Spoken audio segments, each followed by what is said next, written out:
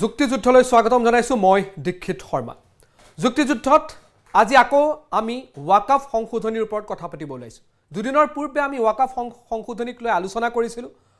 সেই বিষয়ে কি আছিল আমি পুংখানুপুংখভাৱে জানিবলৈ চেষ্টা কৰিছিলো কিন্তু আজি পুনৰ ওয়াকাফ সংশোধনী এই কাৰণে আমি আনিব লগা হল কাৰণ আজি জয়েন্ট পাৰ্লিয়ামেণ্টাৰী কমিটিয়ে খসৰাখনক অনুমোদন দিছে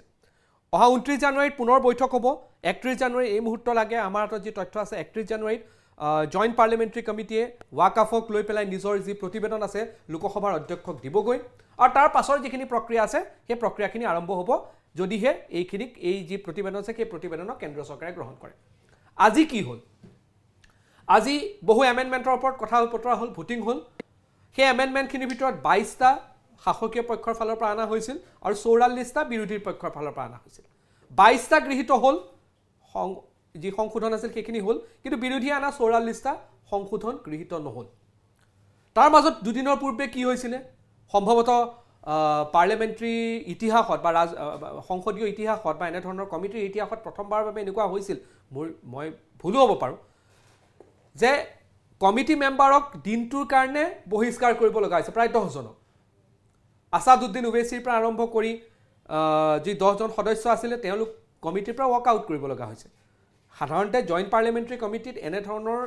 হৈছে নে নাই হোৱা মই ইয়াৰ পূৰ্বতে সম্ভৱতঃ মোৰ যিমান জ্ঞান আছে হোৱা নাছিলে পাৰ্লিয়ামেণ্টত আমি দেখা পাওঁ লোকসভা ৰাজ্যসভাত হয় কিন্তু এনে ধৰণৰ জয়েন্ট পাৰ্লিয়ামেণ্টাৰী কমিটিত এনে ধৰণৰ পৰিস্থিতিৰ পূৰ্বতে আমি দেখা পোৱা নাছিলোঁ খসৰাত পক্ষত 16টা পৰিলে বিপক্ষত 10টা ভোট পৰিলে ইতিমধ্যে ওয়াকাফ সংশোধনী এটা প্ৰশ্নটো এইটো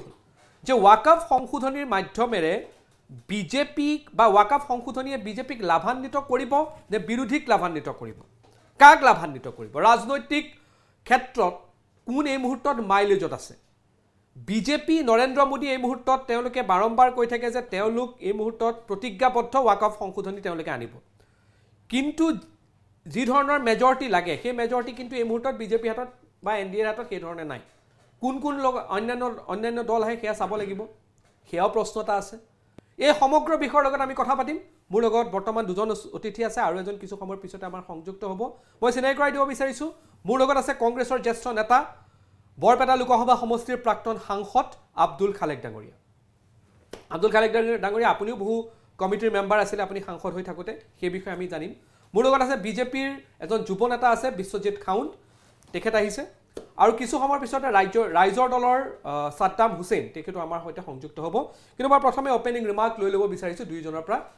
খালেক ডাঙৰীয়া মই প্ৰথমে আপোনাৰ ওচৰলৈ গৈছো এটা ওপেনিং ৰিমাৰ্ক দিয়ক তাৰপিছত মই বিশ্বজিৎ খাউনৰ ওচৰলৈ যাম আজিৰ সভাত চৰকাৰী পক্ষই যিবোৰ সংশোধনী আনিছে যিবোৰ গৃহীত হৈছে এক্সাক্টলি কি সংশোধনী আনিছে বা যি 14টা আপুনি কৈছে 22টা মোৰ ইনফৰমেশ্যন মতে 14টা হোৱাট এভাৰ ইজ কি সংশোধনী গৃহীত হৈছে সেই বিষয়ে মই জ্ঞাত নহয় বিৰোধী পক্ষই অনা সংশোধন সম্পৰ্কত মই কিছু পৰিমাণে জ্ঞাত ওয়াকফ বা যিকোনো আইন অনা হয় সেই ব্যৱস্থাটোক সংহত কৰিবলৈ শক্তিশালী কৰিবলৈ কিন্তু 2024 চনৰ যিখন ওয়াকফ সংশোধনী আইন এই আইনখন অনা হৈছে ওয়াকফ ব্যৱস্থাটোক দুৰ্বল কৰিবলৈ আজি চাওক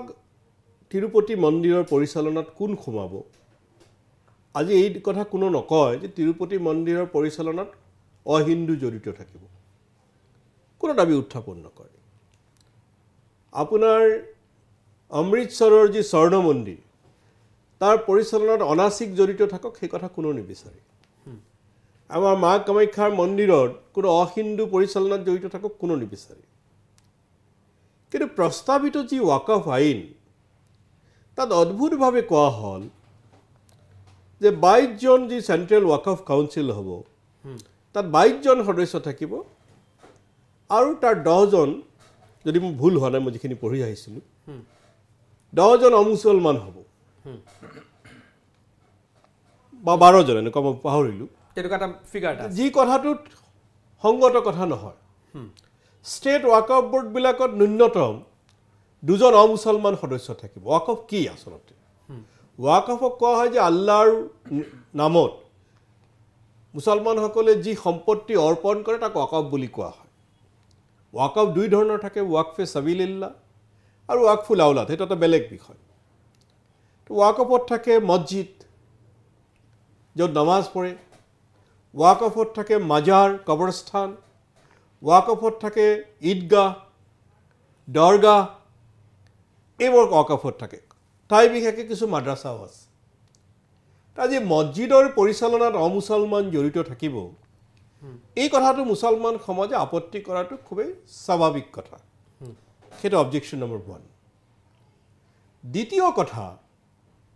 ৱাকফত আৰু এটা কথা আছিলে যে ষ্টেট ৱাকফ বোৰ্ডৰ এজন চিফ এক্সিকিউটিভ থাকিব। তেওঁ আগতে আছিল ডেপুটি ছেক্ৰেটাৰী লেভেলৰ অফিচাৰ, তাৰ আগতে ৰিটায়াৰ্ড আছিলে, কিন্তু মুছলমান হ'ব লাগিব। এই প্ৰস্তাৱিত সংশোধনীত কোৱা হ'ল যে জইণ্ট ছেক্ৰেটাৰী লেভেল, ইয়াত মুছলমান বুলি কোৱা নাই। এতিয়া মছজিদৰ যোনে মেনেজমেণ্ট কৰিব, তেওঁ যদি এই ব্যৱস্থাৰ বিষয়ে একো নাজানে, কেনেকৈ মেনেজমেণ্ট কৰিব? গতিকে সেইটোত এটা অবজেকশ্যন আছে। তৃতীয়তে, কিবা ডিছপিউট হ'লে আগতে ৱাকফ ট্ৰিবিউনেলৰ ব্যৱস্থা আছিলে, ৱাকফ ন্যায়াধিকৰণ, তেওঁলোকে এই ব্যৱস্থাটোৰ ডিছপিউটবিলাকৰ সমাধান কৰিব। ইয়াত কি কৰিলে নতুন সংশোধনীত ডিষ্ট্ৰিক্ট কালেক্টৰ বা আমাৰ DC, অসমৰ ক্ষেত্ৰত DC, বাহিৰৰ ৰাজ্যত ডিষ্ট্ৰিক্ট কালেক্টৰসকলক অপৰিসীম ক্ষমতা দিলে, যিটো আপত্তি কৰা হৈছে। তাৰপিছত কোৱা হৈছে যে আপোনাৰ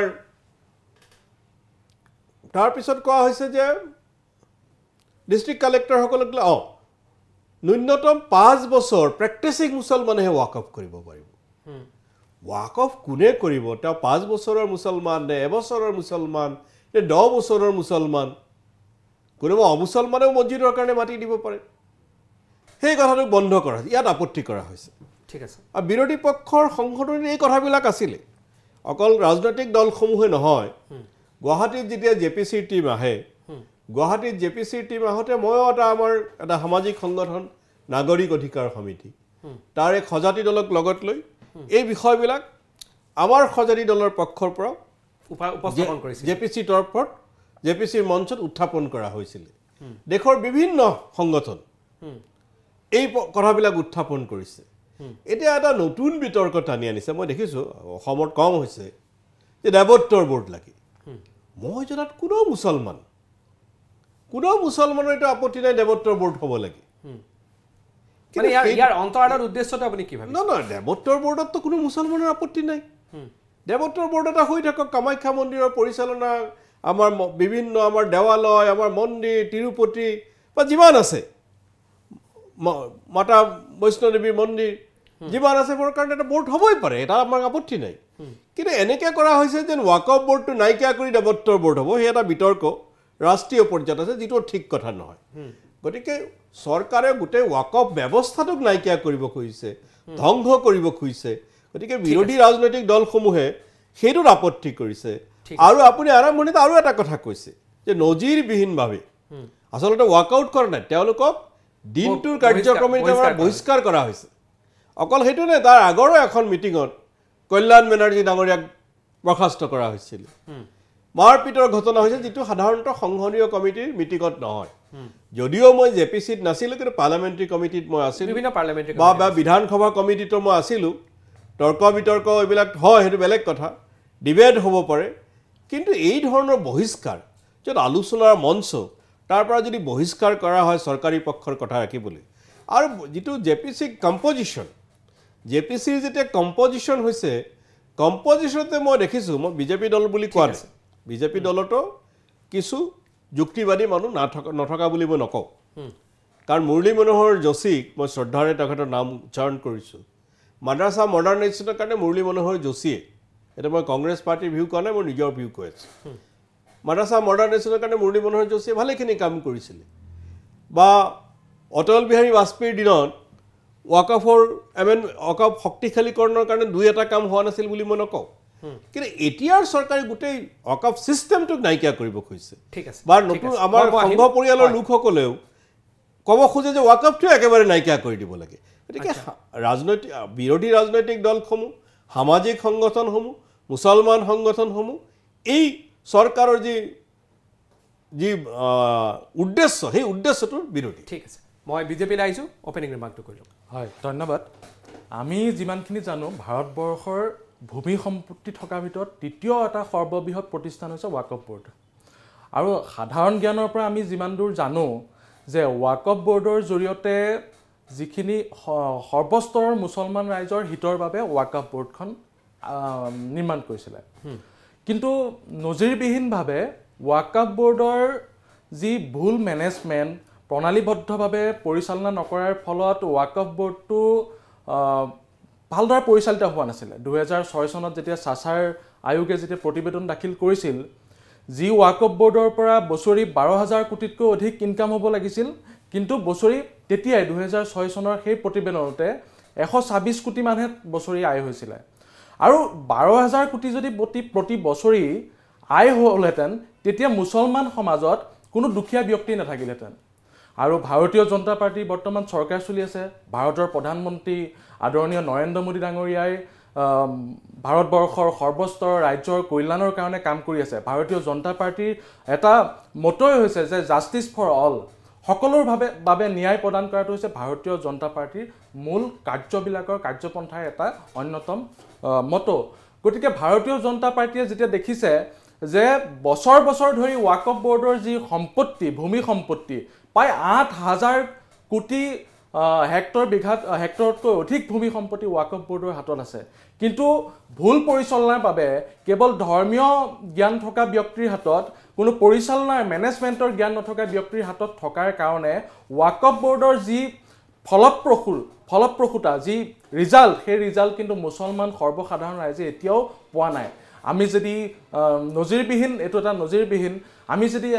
পৰ্যবেক্ষণ কৰোঁ তেতিয়াহ'লে দেখিম যে ৱাকফ বোৰ্ডৰ জৰিয়তে কোনোবা মুছলমান সম্প্ৰদায়ৰ কোনোবা এজন গৰীব দুখীয়া ব্যক্তি ৱাকফ বোৰ্ডৰ জৰিয়তে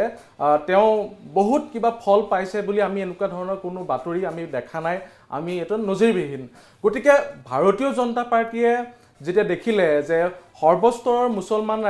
মুছলমান সম্প্ৰদায়ৰ ৰাইজে সেই চৰকাৰক আপত্তি কৰিছিল যাৰ ফলশ্ৰুতিত 2024 চনৰ 8 আগষ্টৰ তাৰিখে সেই সময় কিৰণ ৰিজিজু ডাঙৰীয়াই এই বিধেয়কখন উত্থাপন কৰিছিল আৰু পৰৱৰ্তী 2-3 দিনৰ পিছতে এখন জেপিচি জইণ্ট পাৰ্লিয়ামেণ্টাৰী কমিটি গঠন কৰি দিছিল আৰু খুব খৰতকীয়াকৈ জইণ্ট পাৰ্লিয়ামেণ্টাৰী কমিটিখনে আগবঢ়াই নিছিল কাম কাজবিলাক বহু আলোচনা বিলোচনাৰ পিছত আজি যি আশ্চৰ্যজনকভাৱে ভোটদানো অনুষ্ঠিত হ'ল আৰু ভোটদানত মোৰ হাতত যোনটো তথ্য আছে তথ্যমতে দুজন বিৰোধী পক্ষৰ ব্যক্তিও আহি পেলাই এই বিধেয়কখনৰ সমৰ্থনত ভোটদান কৰিছে আৰু 16টাকৈ ভোট পৰি পেলাই আজি এখন খচৰাখন প্ৰস্তুত হৈছে আৰু জইণ্ট পাৰ্লিয়ামেণ্টাৰী কমিটিয়ে যিমানখিনি তথ্য আছে সকলো স্তৰৰ ৰাইজৰ ভাৰতবৰ্ষৰ বিভিন্ন প্ৰান্তৰ পৰা মুছলমান সম্প্ৰদায়ৰ বিভিন্ন ধৰ্মীয় সংগঠন বা বিভিন্ন পৰ্যায়ৰ ব্যক্তিসকলৰ পৰা পৰামৰ্শ লৈহে তেওঁলোকে আগবাঢ়িছে গতিকে আমাৰ দৃঢ় বিশ্বাস যে যিখন খচৰা প্ৰস্তুত হৈছে এই খচৰাৰ জৰিয়তে মুছলমান সমাজৰ যি এই হিত সাধনটো আৰু ত্বৰান্বিত হ'ব আৰু ভাৰতবৰ্ষৰ কোনো জাতি ধৰ্ম বৰ্ণ নিৰ্বিশেষে আমি একেদৰে আগবাঢ়ি যাব পাৰিম তাৰ কাৰণে আমাৰ দৃঢ় বিশ্বাসী মোদীজীয়ে ভাল কৰিব যি কৰিব ঠিক আছে খালেক ডাঙৰীয়া প্ৰত্যুত্তৰত কিবা ক'ব বিচাৰে চাওক প্ৰথম কথা মই এই কথাটোত মই বিতৰ্কত নাযাওঁ মিছমেনেজমেণ্ট পাৰ্টটো কাৰণ মিছমেনেজমেণ্ট একেবাৰে হোৱা নাই বুলি মই নকওঁ অলপ হৈছে মানে ভাৰতৰ বহু ৰাজ্যত বোৰ্ড আছে মই অকল অসমৰ কণ্টেক্সটত ক'লেতো নহ'ব বা অসমতো মিছমেনেজমেণ্ট কেতিয়াও হোৱা নাই এই দাবী মই নকৰোঁ মই নিজেও ৱাকফ বোৰ্ডৰ 7 বছৰ অধ্যক্ষ আছিলোঁ আৰু অসমত অৱশ্যে ৰেজিষ্টাৰ্ড ৱাকফ সম্পত্তিৰ সংখ্যা অসমত কম যিমান হ'ব লাগিছিল সিমান নহয় তো সেইটো এটা বেলেগ কথা কিন্তু 2006 চনত তেখেতে যিটো চাচাৰ কমিটিৰ কথা কৈছে সেই চাচাৰ কমিটি কংগ্ৰেছ চৰকাৰী কংগ্ৰেছ বুলি ক'লে ভুল হ'ব UPA চৰকাৰে গঠন কৰি দিছিল মিছমেনেজমেণ্টৰটো গুচাই যদি ৱাকফক শক্তিশালীকৰণৰ কাৰণে কিবা কাম কৰিলেহেঁতেন দলীয় ভিউ যিয়ে হওক মই অন্ততঃ তাক ৱেলকাম কৰিলোহেঁতেন কিন্তু মই যিকেইটা পইণ্ট উত্থাপন কৰিছোঁ সেইকেইটা পইণ্টত কিন্তু বিজেপিৰ মুখপাত্ৰজনে একো মন্তব্য দিয়া নাই কম্পজিশ্যন কি কাৰণত ৱাকফ বোৰ্ডত প্ৰায় অৰ্ধেক অমুছলমান সদস্য ৱাকফ কাউন্সিলত সোমাই আছে কি কাৰণত ষ্টেট বোৰ্ডত দুজনকে অমুছলমান সদস্য অন্তৰ্ভুক্ত কৰি আছে কি কাৰণে ৱাকফ ট্ৰিব্যুনেল নাইকিয়া কৰি দিলে বা কি কাৰণত 5 বছৰৰ প্ৰেক্টিচিং মুছলমানৰ কথাটো লগাই দিলে এই প্ৰশ্নবিলাকৰ উত্তৰ বিজেপিৰ মুখপাত্ৰজনে দিয়া নাই গতিকে সেই ভাইটেল প্ৰশ্ন তেখেতে নিদিয়াটো সেইটো এটা বেলেগ কথা হয়তো ষ্টাডি কৰিছে বা তেখেতসকলৰ দলৰ স্থিতি বেলেগ কি কাৰণ তেখেতসকলে গোটেইটোক নাইকিয়া কৰিব খুজিছে গতিকে ৱাকফ শক্তিশালীকৰণৰ কাৰণে যদি বিলখন আনিলহেঁতেন আমি তাক ৱেলকাম কৰিলোহেঁতেন যদি সঁচাকৈ কৰিলোহেঁতেন কিন্তু এই বিলখন মই নিজে ভালকৈ পঢ়ি চাইছোঁ ইয়াত ৱাকফ শক্তিশালীকৰণৰ কথা নাই ৱাকফ দুৰ্বলৰ কথা ইয়াত কোৱা হৈছে সেইকাৰণে বিলখনৰ আমি বিৰোধিতা কৰোঁ আচ্ছা বিজেপিয়ে অভিযোগটো এইটো যে আপোনালোকে ৱাকফক শক্তিশালী কৰাৰ বিপৰীতে তাক একেবাৰে নিশকতীয়া কৰিব বিচাৰিছে সেইটোৰহে মূল বিৰোধিতা সঁচা নেকি কথাটো আচলতে বিৰোধীয়ে মুছলমান সমাজক বিভ্ৰান্ত কৰি পেলাই তেওঁলোকৰ দৃষ্টি আকৰ্ষণটো তেওঁলোকৰ ফালে নিয়াটো স্বাভাৱিক এইটো ভাৰতবৰ্ষত তাহানিৰ পৰা চলি আছে বৰ্তমানো নচলিব বুলি তাৰ কথা নাই আৰু ৱাকফ বৰ্ডৰ যিজন ডিষ্ট্ৰিক্ট মেজিষ্ট্ৰেট বা ডিচিয়ে পৰিচালনা কৰিব বুলি কোৱা কথাটো এনেকুৱা ধৰণৰ আজি যদি এটা নামঘৰত যদি এটা বিবাদমান অৱস্থালৈ যায় বা কোনোবা এটা মন্দিৰত যদি বিবাদমান অৱস্থালৈ যায় তাতো ডিচিয়ে হস্তক্ষেপ কৰিব লাগিব ডিচি বা ডিষ্ট্ৰিক্ট মেজিষ্ট্ৰেটে জিলাখনৰ অন্তৰ্গত বিভিন্ন স্থানত তেওঁ হস্তক্ষেপ কৰিব পৰা সেই ক্ষমতাটো আছে আৰু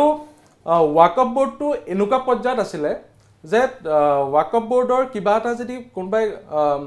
মানে আবেদন কৰিব লাগে কিবা অভিযোগ কৰিব লাগে তেতিয়াহ'লে তেওঁ কোৰ্টত গৈ কৰিব নোৱাৰে আৰু তেওঁ গৈ পেলাই ৱাকফ বৰ্ডতে কৰিব লাগিব ট্ৰিবিউনেল যদি ৱাকফৰ ট্ৰিবিউনেলত যাব লাগে কোনোবা এজন অনা মুছলমান ব্যক্তিৰ সম্পত্তি বা ভূমি সম্পত্তি কেনেবাকৈ ৱাকফ বৰ্ডৰ অন্তৰ্গত হৈ যায় তেওঁ সেই বস্তুটো গৈ পেলাই কোৰ্টত আবেদন কৰিব নোৱাৰে তেওঁ সেই ৱাকফ বৰ্ডতে যাব লাগিব এনেকুৱা কিছুমান কাহিনী আছে যিবিলাক বৰ্তমান অলপ জেনেৰেলাইজ কৰি সকলো ধৰণৰ মানুহে যাতে ন্যায় পাব লাগে তাৰ কাৰণে এই ৱাকফ বৰ্ডৰ সংশোধনী কৰা হৈছে কিন্তু কিছুমান অতি মুছলমান দেখাবলৈ গৈ ওৱেচিয়ে যেনেকৈ আছাদুদ্দিন ওৱেচিয়ে যি বিষয়ে চিঞৰ বাখৰ কৰিছে তেনেকুৱাও নহয় কিন্তু মুছলমান সম্প্ৰদায়ে যে হিত সাধন হ'ব ভাৰত ৰাষ্ট্ৰৰ যাতে হিত সাধন হ'ব এইটো নিশ্চিত কেনেকৈ হিত সাধন হ'ব সেইটো অকণমান এক্সপ্লেইন কৰক তেতিয়া তেখেতে উত্তৰ দিব পাৰিব এতিয়া চাওক মই পূৰ্বতে উল্লেখ কৰিছোঁ যে ৱাকফ বৰ্ডৰ জৰিয়তে কোনো মুছলমান ব্যক্তিয়ে তাৰ ফল লাভ কৰিব পৰা নাই যেতিয়া ৱাকফ বৰ্ড ভালদৰে পৰিচালিত হ'ব ৱাকফ বৰ্ডৰ যি ইনকামটো ভালদৰে হ'ব এতিয়া চাব আজি 90 বছৰ আগতে ৱাকফ বৰ্ডতে 50 বছৰ আগতে 100 টকা 50 টকা বা 1000 টকাত তেওঁলোকে লিজত দি থৈছিল এতিয়াও বৰ্তমান তেনেদৰে চলি আছে যদি সেইটো সংশোধনে যদি নকৰে তেতিয়াহ'লে সেই তাহানিত যি অলপ কম ইনকামতে যদি চলি থাকে তেতিয়াহ'লে মুছলমান সমাজৰ উন্নয়নৰ কাৰণে কেনেদৰে পইচাটো লগাব ইনকাম সোৰ্সটো সেইকাৰণে এই ডিষ্ট্ৰিক্ট মেজিষ্ট্ৰেটৰ জৰিয়তে ডিচিৰ জৰিয়তে এই কামখিনি প্ৰণালীবদ্ধভাৱে কৰিবৰ কাৰণে এইটো এটা সংশোধনৰ জৰিয়তে হ'ব বুলি আমি আশা প্ৰকাশ কৰিছোঁ ঠিক আছে আপুনি ডিষ্ট্ৰিক্ট কালেক্টৰৰ কোঅৰ্ডিনেটৰ কৰাটোৰ আমি বিৰোধিতা কৰা নাই কিন্তু ট্ৰিবিউনেলৰ পাৱাৰ ট্ৰিবিউনেল এটা কোৱাচি জুডিচিয়েল বডি সেই কোৱাচি জুডিচিয়েলৰ পাৱাৰ যদি ডিচিক দি দিয়ে এইটো সকলোৱে জানে ডিষ্ট্ৰিক্ট কালেক্টৰ চৰকাৰৰ মতে কাম কৰিব আৰু ৱাকফ সম্পত্তিৰ বেদখল যেনেকৈ সত্ৰৰ মাটি বেদখল ৱাকফ সম্পত্তিৰো বহুত বেদখল হৈছে আৰু এই বেদখল অকল ব্যক্তি মই হিন্দু মুছলমানৰ কথা কোৱা নাই স্বয়ং চৰকাৰো বহু ক্ষেত্ৰত বেদখলকাৰী হৈ আছে ক'ৰবাত ৰেলে ৱাকফৰ মাটি বেদখল কৰি আছে ক'ৰবাত চৰকাৰী বিভাগে ৱাকফ দিল্লীত এনেকুৱা ঘটনা বহুত আছে স্বয়ং চৰকাৰ যেতিয়া ৱাকফৰ বেদখল কৰিব তাত ডিচিয়ে সেই বিষয়টো কেনেকৈ নিষ্পত্তি কৰিব ডিষ্ট্ৰিক্ট কালেক্টৰজনে সেইটো এটা কথা আছে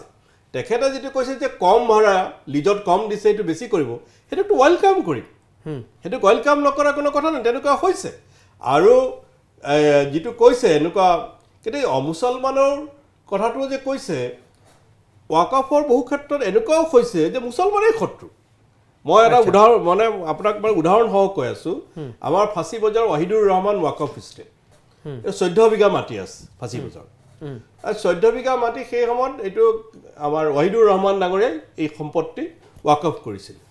পিছত লিটিগেশ্যনত গৈছে আৰু তেওঁৰে বংশৰ কোনোবাই তাত যিসকলক লিজত দিছিলে বেছিভাগ মুছলমান আৰু খুব অতি কম ভাড়া তেওঁলোকে দিয়ে এতিয়া অকণমান বাঢ়িছে কিন্তু এতিয়াও সেই ভাড়াটো কম যিটো ৰেণ্ট পায় গতিকে সেইটো যদি চৰকাৰে বঢ়োৱাৰ ব্যৱস্থা কৰে মই অকল অসম বুলি কোৱা নাই অন্ততঃ মইতো ৱেলকাম কৰিম মই যিহেতু ৱাকফৰ লগত জড়িত আছিলোঁ জন্ম বিশ্বাস সূত্ৰে মই মুছলমান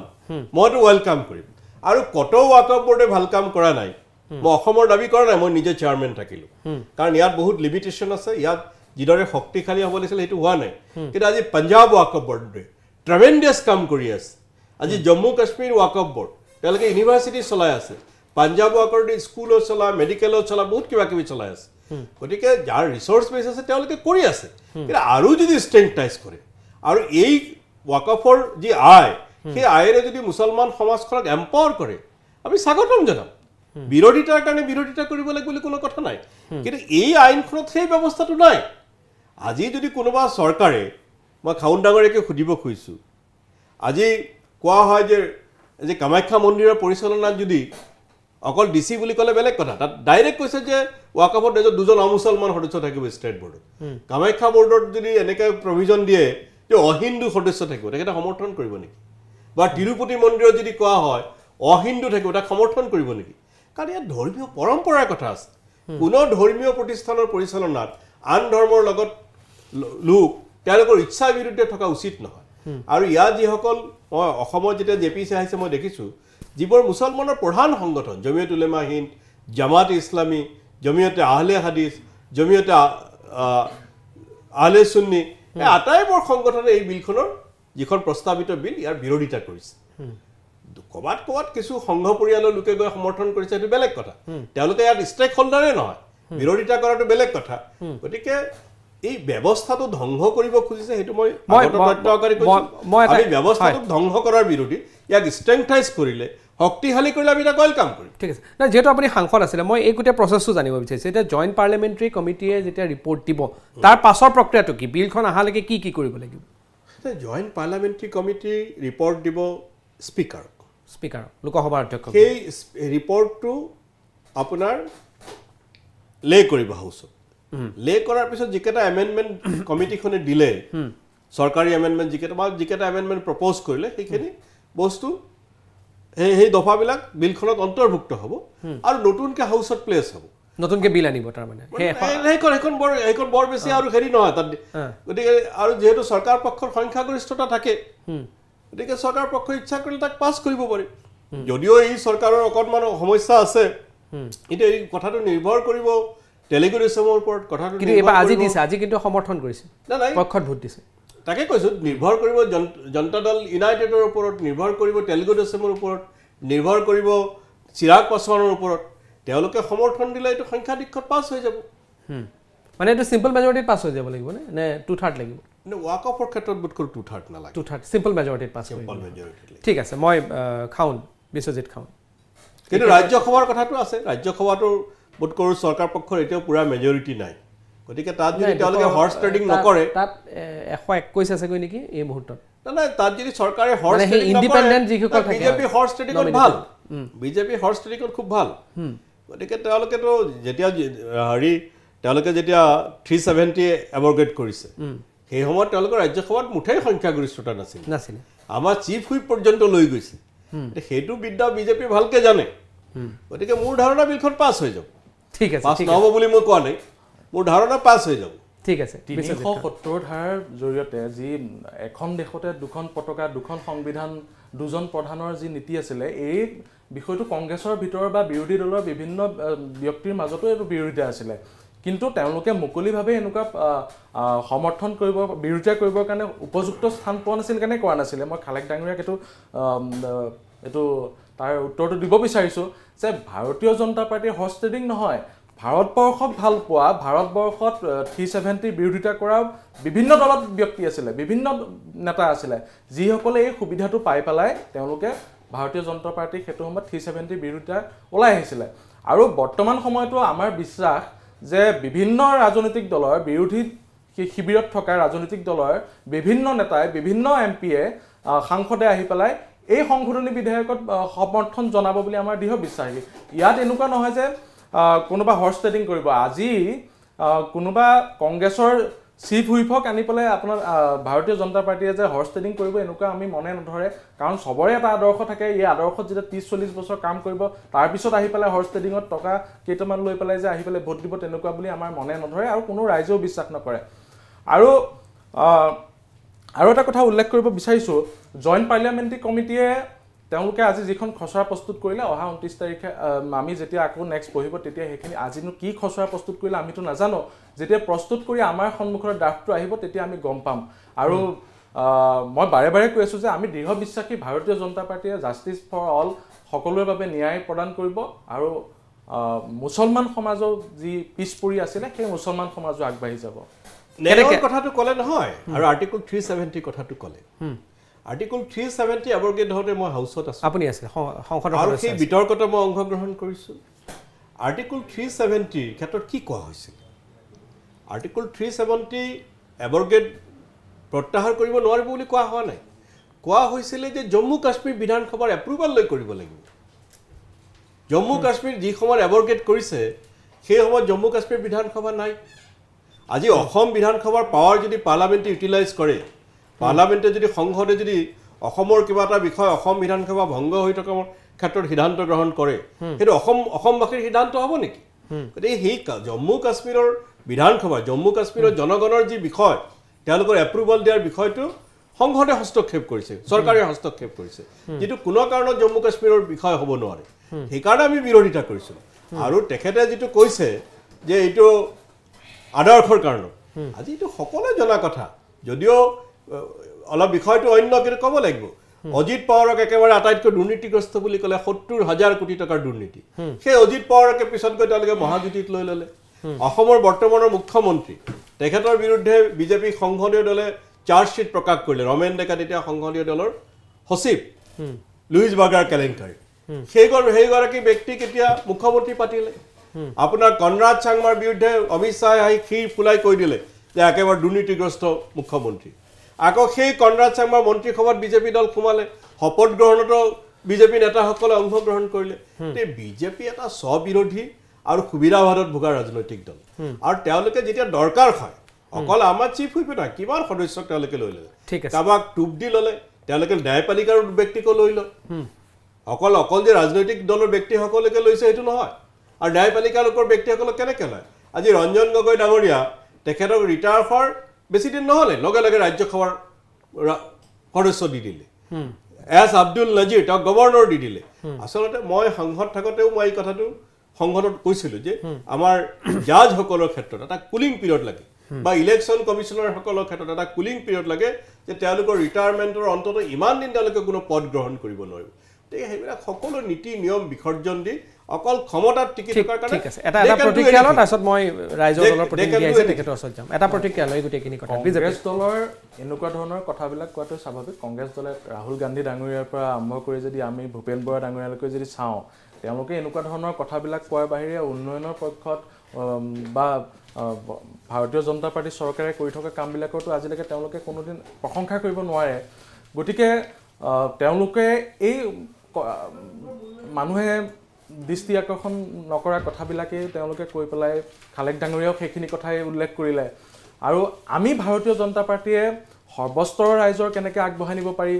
ৰাজ্যখনক দেশখনক কেনেকৈ আগবঢ়াই নিব পাৰি ভাৰতবৰ্ষ কেনেকৈ বিশ্বৰ এটা শক্তিধৰ ৰাষ্ট্ৰ হিচাপে পৰিগণিত হয় অসমক কেনেকৈ 5খন অন্যতম শীৰ্ষ ৰাজ্য হিচাপে পৰিগণিত কৰিব পাৰি কেনেদৰে আমাৰ যুৱ প্ৰজন্মক কৰ্ম সংস্কৃতিমুখী কৰিব পাৰি কেনেদৰে আমাৰ ইয়াত উদ্যোগীকৰণ কৰিব পাৰি সেইবিলাক ক্ষেত্ৰত ভাৰতীয় জনতা পাৰ্টীৰ চৰকাৰ উভয় চৰকাৰে কাম কৰি আহিছে কিন্তু কংগ্ৰেছৰ এইটো তেওঁলোকৰ আজি ভাৰতীয় জনতা পাৰ্টীৰ দুইখন চৰকাৰৰ বিৰুদ্ধে ক'বলৈ তেওঁলোকৰ হাতত বিশেষ একো নাই আৰু সেইকাৰণে এনেকুৱা ধৰণৰ কিছুমান নেৰেটিভ সৃষ্টি কৰি পেলাই অস্থিৰ কৰিবৰ কাৰণে সমাজখনক অস্থিৰ কৰিবৰ কাৰণে বিভিন্ন নেৰেটিভ তেওঁলোকে প্ৰচাৰ কৰে কিন্তু ভাৰতীয় জনতা পাৰ্টীয়ে এইবিলাক নেৰেটিভক গুৰুত্ব নিদিয়ে ভাৰতীয় জনতা পাৰ্টীয়ে কেৱল উন্নয়ন আৰু সমাজখনৰ কল্যাণৰ কাৰণে কাম কৰি আহিছে যাতে আমি ভাৰতীয় জনতা পাৰ্টীয়ে এটাই কাম কৰে সমাজখনক বিভক্ত কৰাৰ কাম কৰে কিন্তু বিজেপি আমি কোনো কথা সমৰ্থন নকৰোঁ সেইটো নহয় আজি মোদী ডাঙৰীয়াই ডোনাল্ড ট্ৰাম্পক অভিনন্দন জনাই টুইট কৰিছে ডোনাল্ড ট্ৰাম্পক উত্তৰ দিলে এই কথাটো আমি ভাৰতবাসী হিচাপে আমি বেয়া পাইছোঁ কাৰণ আমাৰ প্ৰধানমন্ত্ৰীক ডোনাল্ড ট্ৰাম্পে অপমান কৰাটো মুঠেই ঠিক কথা নহয় ডোনাল্ড ট্ৰাম্পে আমাৰ প্ৰধানমন্ত্ৰীৰ টুইটটো অন্তত উত্তৰ দিব লাগিছিল গতিকে আমি সব কথাৰ বিৰোধিতা কৰিম সেইটো কথা নহয় আমি ৰাষ্ট্ৰৰ স্বাৰ্থ জড়িত দেশৰ স্বাৰ্থ জড়িত যিবোৰ বিষয় থাকিব বিজেপিয়ে ভাল কৰি আমি ভাল বুলি কওঁ কংগ্ৰেছৰ এইখিনি নেৰেটিভ এইখিনি আচলতে কংগ্ৰেছৰ আত্মসন্তুষ্টিহে আচলতে তেওঁলোকে এইবিলাক কথা গৈ সন্তুষ্টি লাভ কৰে 2016 চনৰ পাছত যেতিয়া ভাৰতীয় জনতা পাৰ্টীৰ চৰকাৰ আহিছিলে নহয় ভাৰতীয় জনতা পাৰ্টী যোনটো আপুনি ক'লে সমাজখন বিভাজন কৰে ভাৰতীয় জনতা পাৰ্টি চৰকাৰ অহাৰ পাছত আপুনি দেখাওক কিবা এটা গোষ্ঠীগত সংঘৰ্ষ লাগিছে নেকি কংগ্ৰেছৰ যেতিয়া চৰকাৰ আছিল আমি বিটিআৰৰ যিবিলাক গোষ্ঠীগত সংঘৰ্ষ হৈছিল ভীমাচুলি কাণ্ড হৈছিল এইবিলাকতো আমি সেইবিলাক শুনিয়ে ডাঙৰ হৈছোঁ কিন্তু ভাৰতীয় জনতা পাৰ্টি চৰকাৰ অহাৰ পাছত 2016 চনত যেতিয়া অসমত চৰকাৰ আহিছে সকলো স্তৰৰ ৰাইজে আজি যদি আমি এখন মাইনৰিটি অঞ্চললৈ গৈ দেখো তেওঁলোকক যদি আপুনি থিয় কৰাই সোধে তই কি পাইছ কি পোৱা নাই তেতিয়া সকলোৱে ক'ব মই প্ৰধানমন্ত্ৰী যি আৱাস যোজনাৰ ঘৰ পাইছোঁ মই অৰুণোদয় পাইছোঁ মই অৰুণোদয় পইচাৰ যোগেদি মোৰ ল'ৰা ছোৱালীকেইটাৰ কাৰণে খাদ্যবস্তু কিনিব পাৰিছোঁ ঔষধ কিনিব পাৰিছোঁ আজি তেওঁলোকে নিযুত মাইনা আঁচনিৰ জৰিয়তে তেওঁলোক লাভান্বিত হৈছে সকলো স্তৰৰ মানুহে সবকা সাথ সবকা বিশ্বাস যি নীতি আছে নৰেন্দ্ৰ মোদী ডাঙৰে এই নীতিৰ জৰিয়তে ভাৰতীয় জনতা পাৰ্টিয়ে সকলো ধৰণৰ ৰাইজৰ মাজত সোমাই সকলোৰে উন্নয়নৰ কাৰণে কাম কৰি আছে আজি কোনো বিভাজন নাই কেৱল এই বিভাজনবিলাক কংগ্ৰেছ দলৰ নেতৃত্বৰ মুখে মুখেহে আমি দেখো কিন্তু গ্ৰাউণ্ডত যদি যাওঁ সকলো ধৰণৰ মানুহে আজি বন্দুকৰ জনজননী নাই কোনো ভাৰতীয় জনতা পাৰ্টিৰ চৰকাৰ অহাৰ পাছত 87% যি সন্ত্ৰাসবাদীমূলক কাৰ্যকলাপ আছিল এইবিলাক হ্ৰাস পাইছে সমগ্ৰ ভাৰতবৰ্ষতে আজি অসমৰ যিবিলাক সমস্যা আছিলে বিভিন্ন জনগোষ্ঠীয় যিবিলাক অস্ত্ৰ হাতত লোৱা সংগঠনবিলাক আছিলে সেইবিলাক আজি লাহে লাহে সকলো মূল খুঁটিলৈ ঘূৰি আহিছে আলোচনাৰ মাধ্যমত ঘূৰি আহিছে ঠিক আছে মই এটা কথা ক'ব লাগিব তেখেতে কৈছে সাম্প্ৰদায়িক সংঘৰ্ষ নাই গোধৰা মোদী মুখ্যমন্ত্ৰী থাকোঁতে হৈছে গোধৰা কাণ্ডটো কৰ সেৱকক তাত জ্বলাই হত্যা কৰাৰ কাৰণে হৈছিলে আৰে বাবা আপুনি কওঁতে মই নাই কোৱা আপুনি কৈছে বিজেপিৰ দিনত হোৱা নাই মই দেখুৱাই দি আছোঁ দিল্লীৰ সাম্প্ৰদায়িক সংঘৰ্ষ কেন্দ্ৰত মোদী ডাঙৰ আৰু দিল্লীৰ ল এণ্ড অৰ্ডাৰ দিল্লী পুলিচে চলায় দিল্লী পুলিচ কেন্দ্ৰীয় চৰকাৰৰ দিনত দিল্লীৰ সাম্প্ৰদায়িক সংঘৰ্ষ নৰেন্দ্ৰ মোদী চৰকাৰৰ দিনত অমিত শ্বাহ প্ৰধানমন্ত্ৰী হৈ থকাৰ সময়ত হৈছে আজি জয় শ্ৰীৰাম নোকোৱাৰ কাৰণে কিমান মুছলমান যুৱকক অত্যাচাৰ নাই এইটো আপোনাৰ তথ্য নাই এইটো কিন্তু নাই এইটো ডাঙৰীয়া ভুল তথ্যটো নিদিব মানে আজিৰ দিনত হিন্দু মুছলমান নাই এইটো ভুল তথ্য এইটো এটা নেৰেটিভ এইটো বিৰোধী শিবিৰৰ এইটো এটা নেৰেটিভ তাৰ সত্যটো কিন্তু বেলেগ তাৰ সত্যটো বেলেগ ডাঙৰীয়া ভাৰতীয় জনতা পাৰ্টি চৰকাৰ অহাৰ পাছত মোদী ডাঙৰীয়াৰ চৰকাৰ অহাৰ পাছত বিষবাষ্প বিয়পাই দিয়া হৈছে সমাজখনত আজি সমাজখন দুই এটা সাম্প্ৰদায়িক সংঘৰ্ষ বেলেগ কথা কিন্তু সমাজখনত যেতিয়া মুখ্যমন্ত্ৰীয়ে ক'ব প্ৰধানমন্ত্ৰীয়ে যেতিয়া মাটন মুজৰাৰ বিতৰ্কত যাব প্ৰধানমন্ত্ৰীয়ে যেতিয়া ক'ব যে অকল শ্মশানত লাইট দিলে নহ'ব কবৰস্থানত বিদ্যুৎ জ্বলিব লাগিব এইটো যদি প্ৰধানমন্ত্ৰীৰ ভাষা হয় সেই চৰকাৰৰ পৰা আপুনি কি আশা কৰিব বেলেগৰ কথা বাদ দিয়ক স্বয়ং প্ৰধানমন্ত্ৰীৰ যদি এইটো ভাষা হয় ৰাজ্যৰ মুখ্যমন্ত্ৰীয়ে যদি স্পষ্টভাৱে কৈ দিয়ে যে আমাক আমুকৰ ভোট নালাগে তামুকৰ ভোট নালাগে এই চৰকাৰৰ পৰা আপুনি কি আশা উত্তৰাখণ্ডৰ যোনটো কথা কৈছে সবৰমতী সেইটো খালেক ডাঙৰীয়া মোতকৈ বেছি ভালদৰে জানে খালেক ডাঙৰীয়া যথেষ্ট অধ্যয়নশীল ব্যক্তি কিন্তু কংগ্ৰেছ দলত থকাৰ কাৰণে তেওঁলোকে নেৰেটিভবিলাক সৃষ্টি কৰিব আৰু তেনেকুৱা ধৰণৰ কথাবিলাক ক'ব এইটো স্বাভাৱিক কিন্তু গোধৰা কাণ্ডটো সবৰমতী এক্সপ্ৰেছত অহা 58জন কৰ সেৱকক জ্বলাই দিয়াৰ পাছত তাৰ এটা বহিঃপ্ৰকাশ হৈছিলে আৰু সেইটো সময়ত নতুনকৈ মুখ্যমন্ত্ৰী দায়িত্ব লৈছিলে মোদী ডাঙৰীয়া তাৰ আগত মুখ্যমন্ত্ৰী কোন আছিলে আপোনালোকে যোনটো মোদী ভাৰতীয় জনতা পাৰ্টিৰ দিনতে হৈছে যেতিয়া 58জন কৰ সেৱকক হত্যা কৰা হয় কেনেকে পিছৰ কথা 58জন কৰ সেৱকক হত্যা কৰা হয় তাৰ পিছত এটা বহিঃপ্ৰকাশ মই ধৰি ললো যে জ্বলাই দিছে কিন্তু আপোনাৰ চৰকাৰৰ ব্যৰ্থতা কিন্তু বিজেপি চৰকাৰৰ গুজৰাটৰ সেইটো হয়দাৰ ইট ইজ কেশুভাই পেটেল চৰকাৰ বা নৰেন্দ্ৰ মোদীৰ চৰকাৰ আল্টিমেটলি বিজেপি চৰকাৰ দিনত হৈছে কিন্তু সেই সংঘৰ্ষক বহুত স্প্ৰেড হ'বলৈ নিদি সেইটো সময় চৰকাৰে আপোনালোকৰ চৰকাৰটো সেইটো সময়ত ইলিগেশ্যন লগাইছিলে ইউপিএ গভৰ্ণমেণ্ট আছিলে বিলকিছ বালুৰ ধৰ্ষণকাৰী ইউপিএ গভৰ্ণমেণ্ট আছিলে বিলকিছ বালুৰ ধৰ্ষণকাৰী ইউপিএ গভৰ্ণমেণ্ট থকাৰ পাছত ধৰ্ষণকাৰীক তেওঁলোকে মুকলি কৰি দিলে আৰু ধৰ্ষণকাৰীক মুকলি কৰি দিয়া বোধ কৰো সমগ্ৰ পৃথিৱীতে এটাই ৰাজনৈতিক দল আছে যে ধৰ্ষণকাৰীক মুকলি কৰি দিয়ে ধৰ্ষণ কৰি হত্যা কৰি তাত ঠাই হ'ব লাগে জেল তেওঁলোকক ৰেহাই দি দিয়ে পৃথিৱীৰ এটাই ৰাজনৈতিক দল আছে সেই দলৰ নাম ভাৰতীয় জনতা পাৰ্টি ঠিক আছে বিজেপিৰ প্ৰতিনিধিগৰাকীয়ে এটা কথা কৈছে মই বহি শুনিলোঁ এখেতে কৈছে যে এতিয়া মানে সন্ত্ৰাসবাদীৰ মানে বন্দুকৰ জনজনী নাই এতিয়া অসম পুলিচে নিজেই বন্দুকৰ জনজনী বজাই আছে সন্ত্ৰাসবাদীৰ দৰকাৰে নপৰে এতিয়া আপোনাৰ তেওঁলোকে অসম পুলিচে আপোনাৰ এইটো কি বুলি কয় এনকাউণ্টাৰৰ নামত যধে মধে মানুহক হত্যা কৰি আছে, গুলিয়াই মাৰি আছে আপোনাৰ নিৰীহ নিৰপৰাধী মানুহক, এজন মানুহৰ ঠাইত আন আপুনি এজন এটা কথা মানুহক কওক, নিৰীহ মানুহ কাক এনকাউণ্টাৰ কৰা হৈছে? যেতিয়া আৰে 9 বছৰীয়া আপোনাৰ 9 বছৰীয়া এগৰাকী নাবালিকা ধৰ্ষণ কৰি হত্যা কৰিছে, পুলিচৰ কাষ্টডিৰ ভুল পৰা মানুহক কিয় পলাই গুলিয়াই মাৰিলে? ভুল মানুহক কিয় গুলিয়াই মাৰিলে? আপুনি খবৰ ৰাখিছে নে নাই? আপুনি খবৰ হত্যা কৰিলে, পুখুৰীত পেলাই হত্যা কৰিলে, এজনৰ পৰিৱৰ্তে বেলেগ এজন মানুহ হত্যা কৰা নাছিল নেকি? এজন মানুহৰ পৰিৱৰ্তে বেলেগ এজন মানুহ হত্যা কৰিছে। বাল্য বিবাহৰ নামত এজন মানুহৰ নামত গোচৰ দি পেলাই বেলেগ এজন মানুহক এৰেষ্ট কৰি থানাত ভৰাইছে, জেলত দিছে। এইবোৰ কি সন্ত্ৰাসবাদী কাম নহয় জানো? গতিকে বিজেপি দল আৰু চৰকাৰ আৰু বিজেপি দলৰ পুলিচ বাহিনীয়ে নিজেই সন্ত্ৰাসী হৈ গৈছে, নিজেই মিলিটেণ্ট এটা মিলিটাৰী শাসন চলাই আছে। ইয়াত আৰু মানে বেলেগ মিলিটেণ্ট বেলেগ সন্ত্ৰাসবাদী সংগঠনৰ প্ৰয়োজন নাইতো বন্দুকৰ জঞ্জনি বজাব। বলাৎকাৰীক যদি কোনোবাই গুলিয়াই ভৰিত গুলিয়াইছে তেতিয়াহ'লে আমি বলাৎকাৰীক শাস্তি দিবলৈ আইন আদালত আছে। আইন আদালতত বিশ্বাস কৰে নে নাই? আইন আদালতত বিশ্বাস কৰে নে নাই? আপুনি আইন আদালতত বিশ্বাস কৰে নে নাই? সংবিধানত বিশ্বাস কৰে নে নাই? অৱগত কৰক। আপুনি তেতিয়াহ'লে এইটো ক'ব বিচাৰিছে নেকি যে অসমৰ তথা ভাৰতবৰ্ষৰ ন্যায়িক ব্যৱস্থা সঠিকভাৱে চলা নাই বুলি? আপুনি ন্যায়িক ব্যৱস্থা সঠিকভাৱে চলিছে নে নাই? ভাৰতবৰ্ষৰ ন্যায়িক ব্যৱস্থা সঠিকভাৱে চলিছে নে নাই? আপুনি বিজেপি চৰকাৰী পক্ষৰ এজন প্ৰতিনিধি হিচাপে এইটো জবাব দিয়ক যে ভাৰতবৰ্ষৰ আইনী ব্যৱস্থা সঠিকভাৱে পৰিচালনা হৈছে নে নাই? খালেক ডাঙৰীয়াই ক'ব বিচাৰিছে। হয়, যিহেতু আলোচনাটোত মই উপস্থিত আছোঁ,